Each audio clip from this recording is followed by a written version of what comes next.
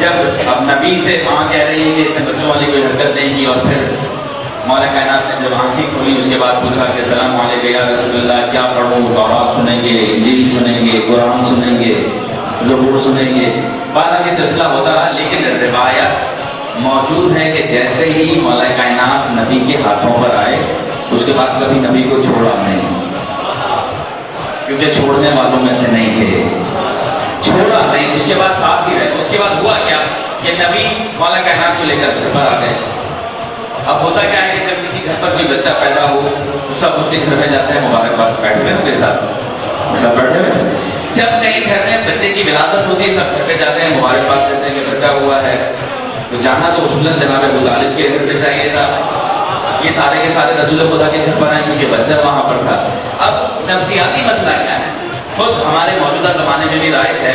نفسیاتی مسئلہ کیا ہے کہ جیسے ہی بچہ پیدا ہوتا ہے جو ملنے آتے ہیں ان کا پہلا سوال کیا ہوتا ہے؟ یہ گھر والوں میں سے کس پر گیا ہے؟ نبی کے پاس بھی کچھ لوگ آئے تھے کہ یہ گھر والوں میں سے کس پر گیا ہے۔ اب نبی کے لیے بہت بڑا مشکل مرحلہ تھا کہ بتاؤں کیسے کہ جس گھر میں آیا ہے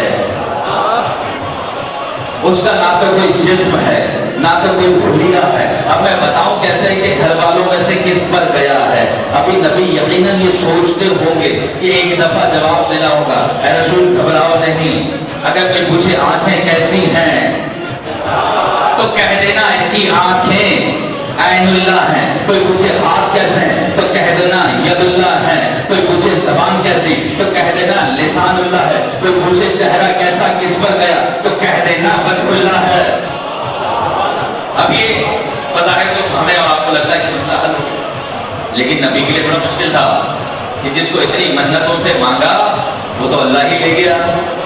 اب نبی کے پاس تو کچھ رہا نہیں، اب جو رہ گیا نبی نے وہیں پہ فیصلہ کر لیا، لہوں کا لامی دموں کا دمی، تیرا گوشت میرا گوشت، تیرا خون میرا خون، تیرا جسم میرا جسم، تیری روح میری روح۔ تو بھائی پتہ چلا اب علی کا اپنا کچھ رہا نہیں، آدھا وہ لے گیا، آدھا نبی لے گئے، آدھا اللہ کے پاس، آدھا نبی کے پاس۔